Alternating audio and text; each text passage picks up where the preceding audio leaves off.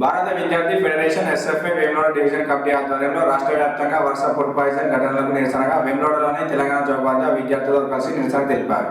ఈ సందర్భంగా ఎస్ఎఫ్ఐ రాజన్న సిరిసిల్ల జిల్లా కార్యదర్శి మల్లారం ప్రశాంత్ మాట్లాడుతూ రాష్ట్రంలో రోజురోజుకు ప్రభుత్వ పాఠశాలలో ఫుడ్ పాయిజన్ కేసులు వెలుగు చూస్తున్న ప్రభుత్వం కనీసం స్పందించడం లేదని, విద్యార్థులకు నాణ్యమైన భోజనం అందించడంలో రాష్ట్ర ప్రభుత్వం పూర్తిగా విఫలమైందని, ఫుడ్ పాయిజన్ తో విద్యార్థుల ప్రాణాలతో కాంగ్రెస్ ప్రభుత్వం చెలగాటం ఆడుతుందని మండిపడ్డారు.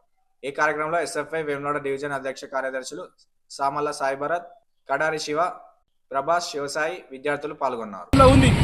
మొన్న కొమరంభీం జిల్లాలో, అంతకుముందు నారాయణపేట జిల్లాలో, మన రాజన్న సిరిసిల్ల జిల్లాలలో కూడా ప్రభుత్వ పాఠశాలల్లో, గురుకులాలలో, హాస్టల్స్లలో ఫుడ్ పాయిజన్ అయినటువంటి సంఘటన ఉన్నది. మరి ఇన్ని సంఘటనలు నిత్యం జరుగుతూ ఉన్నా ఎందుకు కాంగ్రెస్ ప్రభుత్వానికి కనువిప్పు రావడం లేదని చెప్పేసి మేము అడుగుతా ఉన్నాము. మరి విద్యాశాఖ వెంటనే తెలంగాణ రాష్ట్ర ముఖ్యమంత్రి రేవంత్ రెడ్డి గారు విద్యాశాఖతో సమీక్ష నిర్వహించాలి. ఈ వరుస సంఘటనల కారణాలు ఏంటో ఈరోజు సమీక్ష చేయాల్సినటువంటి అవసరం ఉంది.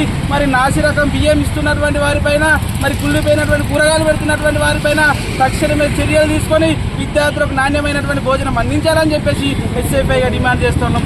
అంతేకాకుండా ఎవరైతే అనారోగ్యంతో హాస్పిటల్లో చికిత్స పొందుతున్నారో మరి వారికి మెరుగైన చికిత్స అందించాల్సినటువంటి అవసరం కూడా ఈ రాష్ట్ర ప్రభుత్వానికి ఉందని చెప్పేసి కూడా మేము డిమాండ్ చేస్తూ ఉన్నాం. అంతేకాకుండా ఫుడ్ పాయిజన్ అయిపోయి చనిపోయినటువంటి విద్యార్థులు ఎవరైతే ఉన్నారో వారిని ప్రభుత్వ పరంగా అన్ని రకాలుగా ఆదుకోవాలని చెప్పేసి కూడా, ఇలాంటి సంఘటనలు భవిష్యత్తులో జరగకుండా కూడా ఈ ప్రభుత్వం చొరవ ఇవ్వబడాలని చెప్పేసి కూడా, దీనిపైన ఇలాంటి సంఘటనలు భవిష్యత్తులో పునరావృతమైతే ఎస్ఎఫ్ఐగా ఇప్పటికే రాష్ట్ర వ్యాప్తంగా కార్యక్రమాలు చేస్తూ ఉన్నాం. మరి జిల్లాలో కూడా అలాంటి సంఘటనలు జరగకముందే జిల్లా కలెక్టర్ గారు స్పందించాలి. ప్రతి ఒక్క పాఠశాల కావచ్చు, హాస్టల్ కావచ్చు, మరి ప్రతి ఒక్క గురుకులాలు కావచ్చు సందర్శించి మరి భోజనాలు విద్యార్థులకు నాణ్యమైన రకంగా అందించేలాగా కృషి చేయాలని విద్యాశాఖ అధికారులు అందరూ కూడా చొరవ చూపాలని చెప్పేసి కూడా ఎస్ఎఫ్ఐగా డిమాండ్ చేస్తూ ఉన్నాం. లేని ఏడల అలాంటి సంఘటనలు జరగకుండా ఎస్ఎఫ్ఐగా రాష్ట్ర వ్యాప్తంగా, జిల్లా వ్యాప్తంగా కార్యక్రమాలు తీసుకొని ఉద్యమాన్ని ఉధృతం చేస్తారని చెప్పేసి కూడా ఈ సందర్భంగా డిమాండ్ చేస్తూ ఉన్నాం.